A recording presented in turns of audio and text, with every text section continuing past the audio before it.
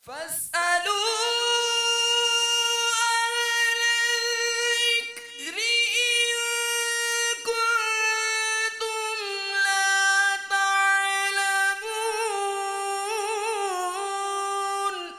ऐ लोगो, इल्म वालों से पूछो अगर तुम्हें इल्म न हो।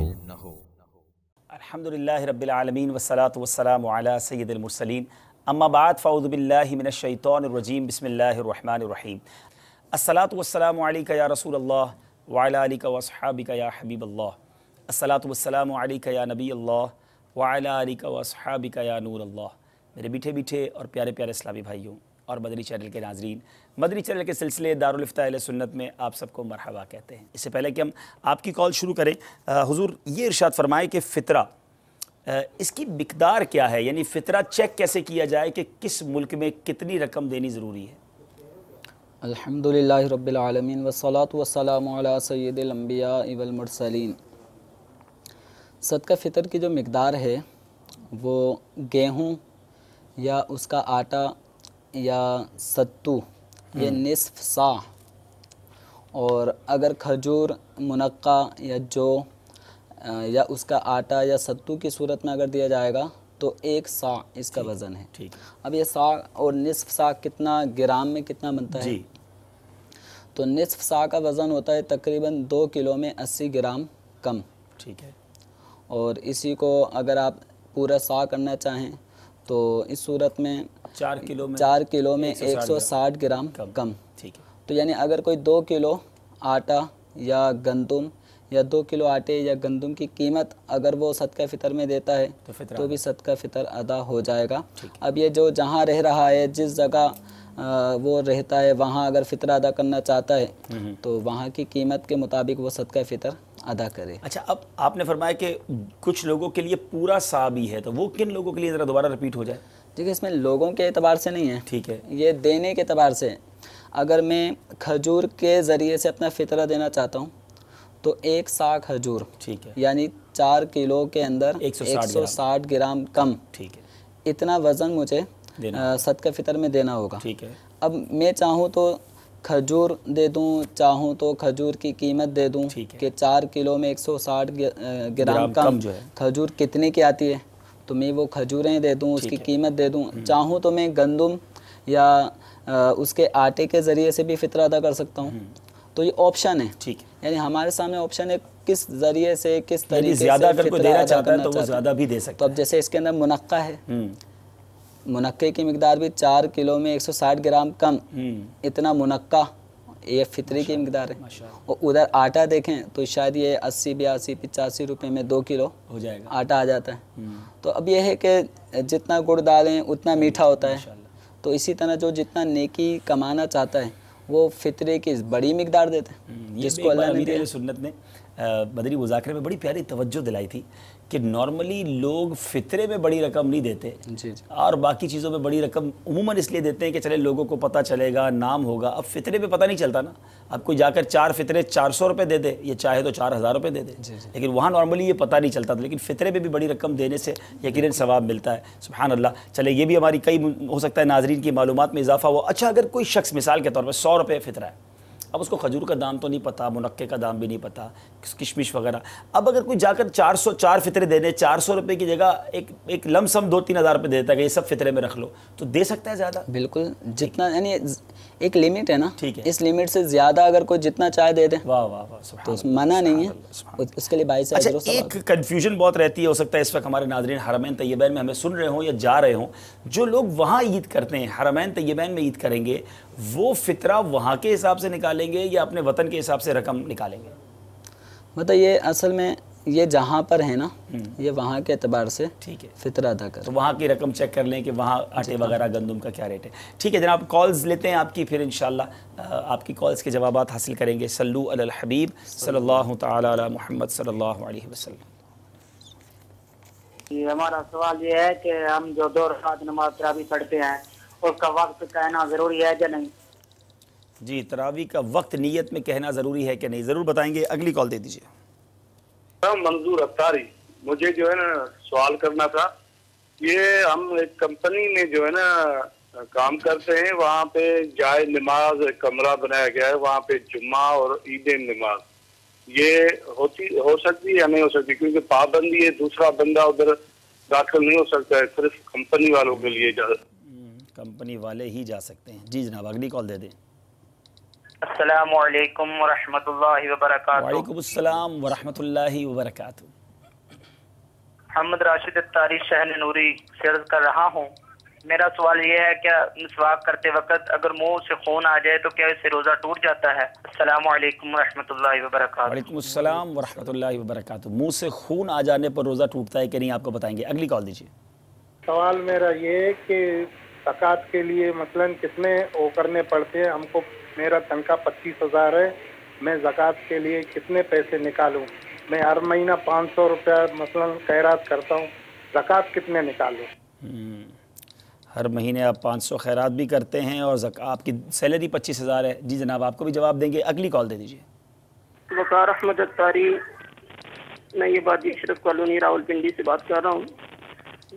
हुजूर, मेरा ये सवाल है कि अगर किसी शख्स की कमेटी निकली यकम मुहर्रम में और उसने वो कमेटी किसी को बतौर कर्ज दे दी, अब 10 महीनों के बाद वो कमेटी उसको मिल रही है, तो क्या उसके ऊपर ज़कात होगी? अब अगर वो 2 महीने और बैंक में जमा रखते हैं, साल उस पर गुजर जाता है, तो क्या उस पर वो ज़कात होगी? जज़ाकल्लाहु खैरन। इंशाअल्लाह। जी हुजूर, कुछ सवालात हैं। 2 रकात तरावी जब पढ़ेंगे तो नियत के वक्त ये कहना पड़ेगा कि ये कौन सा वक्त है? तरावी का जो वक्त है वो वही है जो ईशा की नमाज़ का वक्त होता है। ईशा की नमाज़ का वक्त ख़त्म हो जाए तो तरावी का वक्त भी ख़त्म हो जाता है। ठीक है, तो ये कहना ज़रूरी नहीं है कि मैं तरावी का वक्त में तरावी पढ़ रहा हूँ, भाई इतना काफ़ी है कि मैं 2 रकात सुन्नत तरावी अदा कर रहा हूँ। ठीक है, वक्त कहना ज़रूरी नहीं। ठीक है। मंजूर भाई हैं, कंपनी में जाए नमाज है, जुम्मा और ईदैन हो सकती है, इजाज़त सिर्फ कंपनी वालों ही को अंदर आने की होती है। देखें, जुम्मा और ईदैन के जहाँ और शराइत हैं उनमें एक शराइत इज़्न आम भी है। ठीक है, यानी किसी भी मुसलमान को वहाँ आने जाने पे रोक टोक ना हो। ठीक है, तो उमूमी एतबार से ये इज़्न आम की शर्त बाकी रहेगी। तो अगर ये इज़्न आम की शर्त अगर यहाँ पे नहीं पाई जाती, हर कोई नहीं आ सकता, हर कोई नहीं आ सकेगा, रोक देते हैं, बाहर से आने वाले करीबी लोगों को आने से रोका जाता है, तो फिर जुम्मा और ईदैन वहाँ पे नहीं पढ़ सकते। अलबत्ता अगर बहुत ज़्यादा हसास अगर कोई इलाके ऐसे हैं कि जहाँ वाकई हालात की नाजुकी की बिना पर हर आम आदमी को जाने की इजाज़त नहीं होती और वहाँ के जो रहने वाले हैं वो बाहर नहीं आ सकते, तो फिर अगर ऐसे मौके पर कोई जुमा और ईदैन की सूरत बनाई जाती है तो उसमें रुख्सत की इजाज़त मिल सकती है। तो ये आप अपनी कंडीशन बताकर ही दारुल इफ्ता से रहनुमाई लेके ये कैसी कंपनी है और कितनी उसके अंदर रेस्ट्रिक्शंस हैं। मोहम्मद राशिद अत्तारी हैं शहर नूरी से, मुंह से खून निकले तो क्या रोज़ा टूट जाता है? खून मुंह से, हाथ पाँव कहीं से भी खून निकले तो इससे रोज़ा नहीं टूटता। ठीक है, अलबत्ता मुंह से खून निकलने की सूरत में अगर इन्होंने निगल लिया, हलक से नीचे उतार लिया, तो फिर ये देखेंगे अगर खून ज़्यादा था थूक पर, कि थूक लाल हो गया था, वही थूक अंदर चला गया तो रोज़ा टूटेगा। ठीक है, या खून और थूक बराबर था, फिर अगर खून नीचे चला गया हलक से तो रोज़ा टूटेगा। और अगर थूक ज़्यादा और खून मामूली था कि बराए नाम, तो इस सूरत में रोज़ा नहीं टूटेगा। ठीक है, तो अब ये है, लेकिन फिर भी इतना ज़हन में रखें कि खून एक नापाक चीज़ है, हराम है, तो रोज़ा टूटे या ना टूटे इसको हलक से उतारना जायज़ नहीं है। ठीक है, यानी कभी मुंह से खून निकल भी आए तो इसको बाहर ही निकालना चाहिए, इसको हलक से नीचे। जैसे अमूमन एक देखने में मिलता है कि हाथ में कहीं लग गई, फ़ौरन मुँह में उंगली जाती है, वो खून निकल रहा होता है, लोग उसको चूस रहे होते हैं, तो ये खून नापाक है। हाँ, इसको चूसेंगे नहीं, ये बड़ी अहम बात वाकई आपने बताई है। बंदा कहता है इसको चूसूंगा तो बंद हो जाएगा, लेकिन ये खून अंदर जो जा रहा है ये अंदर नहीं ले जाएंगे, इसको थूक दें। ठीक ठीक। ज़कात 25,000 रुपये हुजूर तनख्वाह है, हर महीने 500 रुपये खैरात भी करते हैं माशाल्लाह। अब ज़कात कितनी देंगे? अब इन्होंने सिर्फ तनख्वाह ही बताई है हमें, जेवर कितना है, करेंसी, प्राइस बॉन्ड, इनके पास माल तिजारत कितना है, तो हमें पूरी इनकी कंडीशन नहीं पता इन साइल की ना। लेकिन ये तनख्वाह बताइए, अब ये तनख्वाह बचाते होंगे या सारी खर्च कर देते हैं, ये कंडीशन भी हमें नहीं पता। तो इसलिए इनका जवाब देना बहुत दुश्वार है, मुख्तलिफ सूरतें बनेंगी और इस वक्त इस चीज़ का मुतहम्मिल नहीं है। ठीक है, हम मोटा हिसाब बता दें कि किसी शख्स को ये कब पता चलेगा कि मैं ज़कात मुझे ज़कात हो गई? हाँ, इसमें मोटी बात यह है आसान कि 52.5 तोला चांदी की जो कीमत है ये तकरीबन 38-40 के माबेन चल रही है, 1000 तक। तो अगर किसी के पास इतनी मालियत के रकम मौजूद हो या इसके पास माली तिजारत इतना है कि इसने 52.5 तोला की चांदी की मालियत को पूरा कर लेता हो और इसके ऊपर कर्ज वगैरह और इन चीज़ों से भी वो फारिग हो, इतनी रकम पे अगर साल गुजर जाए, यानी साल की इब्तिदा में इतनी थी और जब इंतहा हुई साल की वही दिन तारीख़ आ गया तो इसके बाद उतना ही माल मौजूद है, हाजत असलिया और कर्ज़ वगैरह से फारिग है, तो इस सूरत में इस पर ज़कात लाजिम होगी। और ज़कात ये 40,000 पे 1,000 रुपये होती है, 1 लाख रुपए पे 2,500 रुपये की 2.5% बनती है ज़कात। तो ये अगर जहन में रहेगा मेरे प्यारे भाई तो आपके लिए आसानी हो जाएगी। और शायद यही जवाब हमारे वकार अहमद भाई पिंडी वाले जो हैं इनके लिए भी होगा। कमेटी निकली, उन्होंने कमेटी निकलने के बाद जो है वो अपने किसी दोस्त को कर्ज पे दे दी, 10 महीने बाद उसने वापस किया, अब 2 महीने मज़ीद और गुजर गए, तो ये तो 1 साल इस तरह गुजरा, तो क्या उस कमेटी वाली रकम पर ज़कात होगी? अब ये कमेटी इनकी निकली कब है, ठीक है, इस पे तो इसमें ऐसा तफसील होगी ना। ठीक है। अब जैसे मिसाल के तौर पे 1 लाख रुपए की कमेटी बन रही है और इनको जमा कराने पड़ते हैं 2-2 हज़ार रुपये, ठीक है। अभी 5वीं ही BC जमा कराई थी और वो निकल आई कि 1 लाख रुपए हो गए, यानी इनकी तरफ से 10,000 रुपये गए थे अभी और उनको लाख और 1 लाख मिल गए, तो 90,000 इनके ऊपर कर्ज हैं। ये इनका अपना नहीं है, ये इनका अपना नहीं है, इनको 2-2 करके वापस देने। ठीक है। तो इस सूरत में तो मकरूज हो जाएंगे। ठीक है। अब अगर ये किसी और को कर्ज दे भी दें तो इस 90,000 अब जितनी ये अदा करते जा रहे हैं, लेस होते जाएंगे, इन पे कर्ज वाली रकम पे ज़कात नहीं बनेगी। ठीक है। और अगर मामला ऐसा है कि 2-2 हज़ार रुपये कर्ज BC जमा कराते कराते 40,000 रुपये जमा करा चुके थे, ठीक है, अब इस सूरत में इनको 1 लाख रुपये मिल गए, 60,000 रुपये कर्ज और 40,000 रुपये इनको वापस अपने जमा कराए हुए मिल गए, तो अब ये हो गया साहिब निसाब। अगर 60,000 रुपये निकाल भी दें तो 40,000 रुपये इनके अपने हैं और ये 52.5 तोला चांदी की मालियत के बराबर या उससे ज़ायद। ठीक है। तो ये साहिब निसाब हो गए। अब इस सूरत में अगर ये रकम इन्होंने 1 लाख रुपए अपने दोस्त को दे दी तो साल गुजरने की सूरत में इन पर जो इनकी अपनी ज़ाती रकम है उस पर, और चूँकि ये कर्ज भी उतार रहे हैं, 2-2 हज़ार रुपये जमा कराते हुए कर्ज भी उतार रहे हैं BC वाले, तो जितनी रकम ये कर्ज में अदा करते रहेंगे उतनी ये रकम इनकी अपनी मिल्क में आती रहेगी, अपनी होती रहेगी। तो यूँ इनके ऊपर ज़कात की सूरत बनती नज़र आ रही है। कुछ और कॉल शामिल करते हैं। सल्लु अलल हबीब सल्लल्लाहु तआला अला मुहम्मद सल्लल्लाहु अलैहि वसल्लम।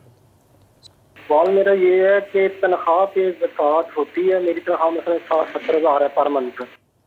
चले फिर उसी तरह का सवाल आ गया है, आपको भी जवाब देंगे, अगली कॉल दे दीजिए। सवाल मेरा ये है कि मैंने एक प्लॉट लिया है जिसकी मैं इंस्टॉलमेंट अभी भर रहा हूँ, तो क्या उस पर मेरी ज़कात होगी?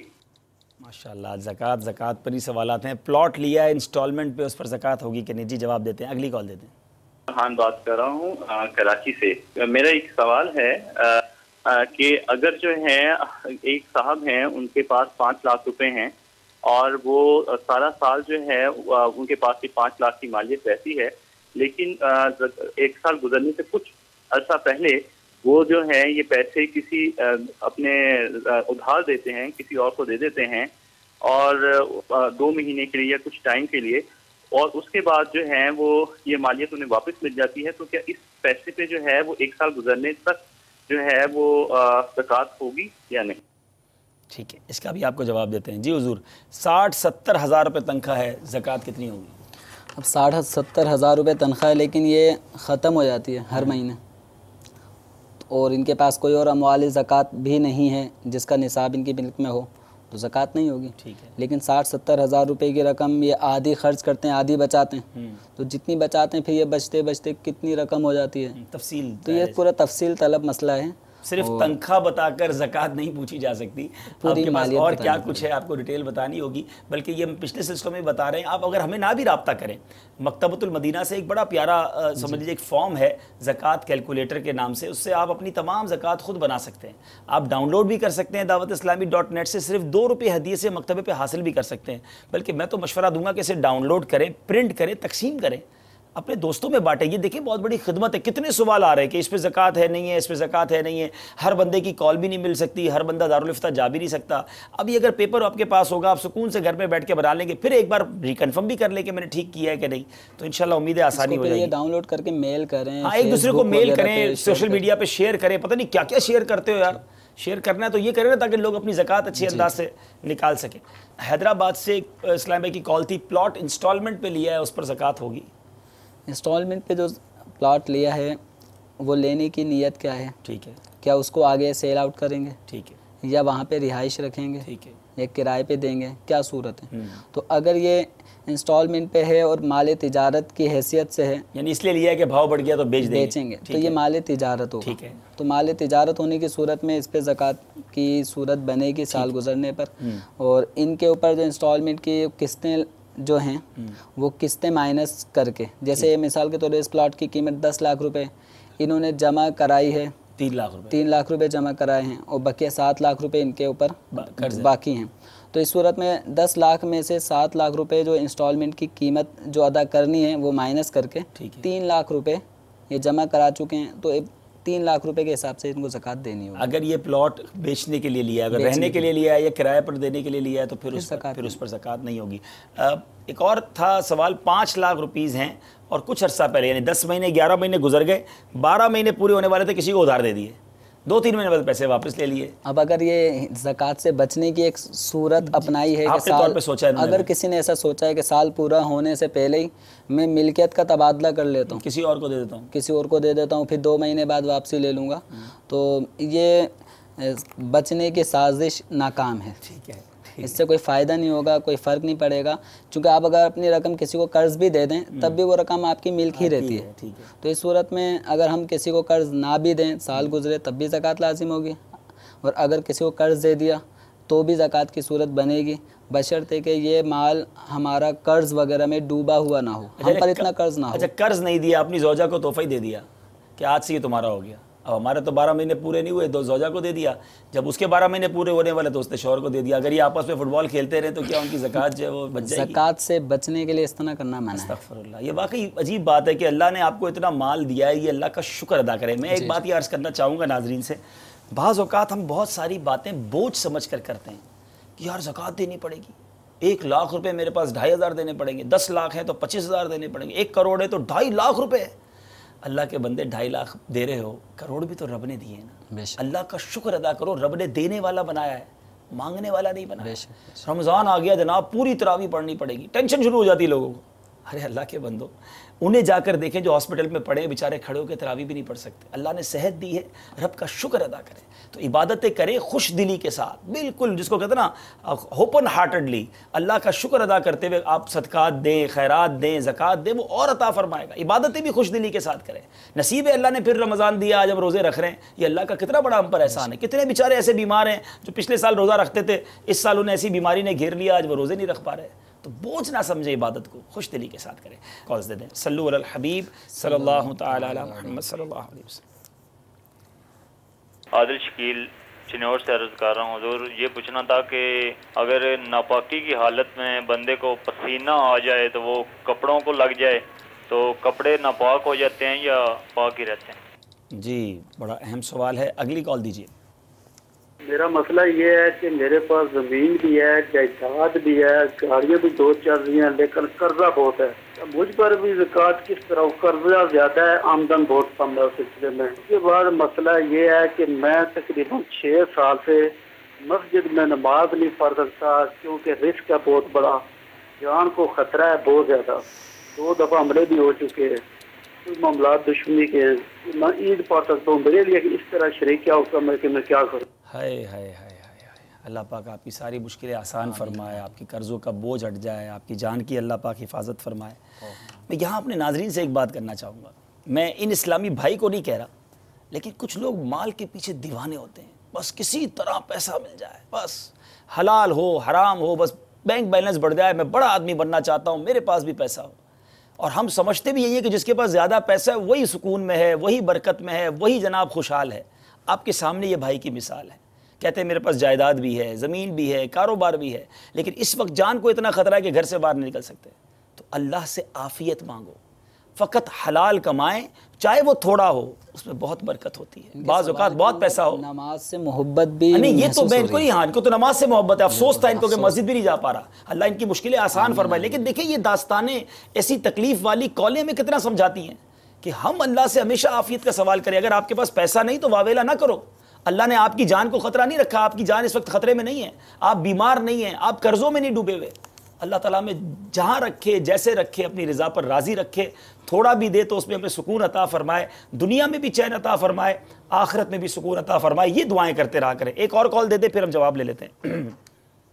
मेरा नाम मोहम्मद असलम है और इटली से बात कर रहा हूँ। मेरा सवाल यह है हिसाब की बारगाह में कि मेरी खाने पीने की दुकान है, सैंडविच वगैरह, उसमें सब माल मैंने हलाल रखा है और शराब वगैरह नहीं रखी। जो मेरा बाहर से कस्टमर आता है वो बोलता है कि हमने शराब नहीं रखी, मैं बोलता हूँ नहीं कि हम नहीं बेच सकते। वो बोलता है कि मैं बाहर से ले आता हूँ और आपसे सैंडविच लेके आपकी दुकान में बैठ के खा सकता हूँ कि नहीं। मैं उसको बोलता हूँ ले आओ। ये ऐसा बोलना कैसा है, जायज़ है या हराम है, कैसा है? मेहरबानी करके मेरी रहनुमाई फरमा दीजिए। ज़रूर जवाब देंगे जी। कारी शकील साहब थे चिन्योट से। नापाकी की हालत में अगर पसीना निकले तो क्या कपड़े भी नापाक हो जाते हैं? लेकिन जिसमें गुस्ल फ़र्ज़ होने के बाइस जो इंसान के जिस्म से नापाकी निकलती है वो जहाँ जहाँ लगेगी वो हिस्सा नापाक होता है। ठीक है। इसके अलावा जिस्म का दीगर जो आज़ा हैं जैसे हाथ है, कमर, पसीना, ये इससे जो पाक थे पाक ही रहते हैं। ठीक है। तो अगर कमर पे पसीना आया और नापाकी नहीं लगी हुई थी, इस पसीने आने की वजह से कमीज़ गीली हो गई, बनियान गीला हो गया, चादर पे लेटे थे वो गीली हो गई, तो ये चीज़ें नापाक नहीं होंगी, क्योंकि इन चीज़ों पे नापाकी नहीं लगी थी। तो जिस पे गुस्ल फ़र्ज़ हो उसके जिस्म से आने वाला पसीना नापाक नहीं होता। ठीक है। हाँ, जहाँ पे नापाकी लगी हुई थी वो अगर पसीने से वो जगह तर हो गई, तर होने के बाद जिस्म या कपड़े पे और फैल गई तो वो नापाकी आगे ट्रांसफ़र हो रही है, इस बिना पे वो हिस्सा भी नापाक होगा। लेकिन उमूमी एतबार से जिस्म का जो पाक हिस्सा है वाह भाई, वो पसीना आने की वजह से नापाक नहीं होगा। कितना प्यारे अंदाज में समझाया और कितनी आसानी है अगर हमें ये सब मालूमात हो। ज़मीन भी है, कर्ज भी है बेचारों पर और जान का ख़तरा भी है, तो कर्ज ज़्यादा है तो क्या फिर भी ज़कात होगी? अगर इनका कर्ज इतना है कि इनकी जो अमवाल हैं, जैसे इन्होंने ज़मीन वगैरह बताया, अगर इन सब की मालियत पे वो कर्ज हावी हो तो फिर ज़कात नहीं है। ठीक है। फिर दूसरा है कि ज़मीन किस लिए है, अगर वो माल तिजारत के ज़िमन में आ रही है तो ज़कात का सवाल पैदा होगा, वरना अगर उनके अपने खेत वगैरह के इस्तेमाल के लिए है तो उस पर ज़कात नहीं है। इसी तरह जो गाड़ियाँ वगैरह इन्होंने बताई वो इन्होंने किराए पे दी हुई हैं लोगों को, तो उन किराए पे दी जाने वाली पैसा है भी और कर्ज उस पर हावी है तो पैसा है तो कर्ज अगर इतना है, जैसे बता रहे हैं, कर्ज इतना है कि वो इनके पास कर्ज उतारने फ़र्ज़ करेंगे कि अगर ये कर्ज अदा करें उन अमवाल से तो फिर भी इनके पास कुछ नहीं बचता तो ज़कात नहीं है। अच्छा, इनको एक मशवरा ना दें कि ये अब कर्ज खुद कह रहे हैं, ज़मीन भी है, गाड़ियाँ भी हैं और कर्ज भी है, तो वो चीज़ें तो बेचनी चाहिए ना इनको। चले पूरा नहीं उतर सकता लेकिन जितना उतर सकता है इतना तो उतारना चाहिए। बाज़ औक़ात लोग ये समझते हैं अब इतना कर्ज है उतार ही नहीं सकता, लेकिन जो चीज़ें आपके पास हैं वो आपको बेचकर उनको देनी होंगी, चाहे 20% हो, 25% हो, वो दे दें। बाकी रब से दुआ करें, अल्लाह ताला बड़ा कारसाज है, आपकी गैब से मदद होगी। बंदा कहता है मैं कुछ भी ना दूं जब थोड़ा भी पूरा नहीं दे सकता, तो ऐसा ना करें, फिर आप गुनाहगार होंगे। कर्ज वाली सूरत ऐसी है कि नबी करीम सल्लल्लाहु अलैहि वसल्लम को कर्ज जिम्मे पर रहते हुए किसी का मर जाना, हाँ, उस पर जनाजा पढ़ने से मना फरमा दिया। ये बड़ी अहम बात है कि हमें कर्ज उतारना चाहिए। कुछ लोग होते हैं, मैंने मार्केट में भी देखा, मिसाल के तौर पे करोड़ों रुपए का डिफॉल्टर हो गया, अब उसके पास लाखों होते हैं लेकिन वो लाखों भी लेके चला जाता, दे ही नहीं पाता, तो ये क्यों दूं भाई, ये तो देना पड़ेगा ना, जितना है वो तो दे दें, फिर रब से दुआ करें। अच्छा, आखिरी कॉल थी, ये मोहम्मद असलम भाई थे इटली से। ये बड़ा अच्छी बात थी भाई कि आप अपने स्टोर में, मुझे अंदाज़ा है यूरोप में स्टोर के अंदर ये रखते हैं लोग, आप अच्छा है कि नहीं रखते शराब, लेकिन अब कोई कहता है मैं बाहर से शराब ला के आपके स्टोर में बाकी चीज़ें लेकर खा लूँ, तो मैं उनको इजाज़त देता हूँ, ठीक है आप ले आओ। देखें, ये इजाज़त नहीं दे सकते कि आप शराब पिएँ। ठीक है। एक आदमी ये कि आपने इनको बर्गर दे दिया या जो भी ये चीज़ें खाने पीने की इन्होंने रखी हैं वो आता है, वो खाता है, साथ में शराब बाहर से लेकर आता है और वहीं इनकी चीज़ें भी खाता है, शराब भी पी रहा होता है, तो ये अगर वो खुद करता है ना वो काम, तो ये गुनाहगार नहीं है। लेकिन अगर वो ये कहता है कि मुझे यहाँ शराब पीने की भी इजाज़त दे दें, ये बर्तन भी दें उसे, और बर्तन दें, गिलास दें, तो ये उसके साथ मुआवनत नहीं कर सकते इस मामले में। उम्मीद है क्लियर हो गया होगा। टाइम हमारा ख़त्म हो गया, लेकिन मुझे कहा जा रहा है कि एक कॉल ले लें। चलें आखिरी कॉल शामिल कर लेते हैं। सल्लु अलल हबीब सल्लल्लाहु तआला अला मुहम्मद सल्लल्लाहु अलैहि वसल्लम। ज़कात के बारे में सवाल करना था। सवाल ये कि सर, मैं इस मुल्क यूके में रहता हूँ पिछले 13-14 साल से, ठीक है। मैं अकेले ही, मतलब मेरी वालदा हैं और जो मेरी बहन है वो पाकिस्तान में है। मेरे को ये ना, मेरे पास ना तो कोई सोना है सर, मेरे पास बैंक में पैसे हैं, यहाँ भी हैं और पाकिस्तान भी हैं। और मतलब मेरा सवाल है कि उस पैसे की और मुझे मेरी कितनी ज़कात, मतलब मैंने बहुत सारे इंटरनेट के ऊपर, बहुत सारे ये यूट्यूब के ऊपर बहुत कुछ देखा है, मैं थोड़ा कंफ्यूज हूँ कि मेरी सही ज़कात कैसे बनती है, मुझे कैसे निकालनी चाहिए। अगर तरीका बता देंगे मैं आपको बस। जी इंशाल्लाह, आप कंफ्यूज ना हो, आप सही जगह पहुँच गए। हुजूर सोना नहीं है, पैसा है, ज़कात तो सोने पर होती है। सोना हो या चांदी हो, ये है असल माल ना, ठीक है। और इनके कायम मुकाम, ये रुपए पैसे दीगर करेंसियाँ इसके कायम मुकाम इस्तेमाल होती हैं। तो जो असल का हुक्म था वो उसके कायम मुकाम का भी हुक्म है। तो अगर किसी के पास सोना नहीं है, चांदी नहीं है, लेकिन रकम है, ठीक है, तो रकम पर निसाब की सूरत में ज़कात बनेगी। अब ये बता रहे हैं कि उधर भी है और इधर भी, यूके में भी, पाकिस्तान में भी इनके पास बैंक में माल मौजूद है। तो ये अपने ऊपर जितना कर्जा है उस कर्ज की रकम को माइनस करके बकिया जितनी इनकी रकम बनती है उतनी रकम का ये 40वां हिस्सा ज़कात में अदा करें। आप पर कोई भी कर्ज वगैरह है वो माइनस करें और अपने तमाम माल को कैलकुलेट करके उसका 2.5% साल गुजरने पर आप ज़कात अदा करें। सल्लु अलल हबीब सल्लल्लाहु तआला अला मुहम्मद सल्लल्लाहु अलैहि वसल्लम।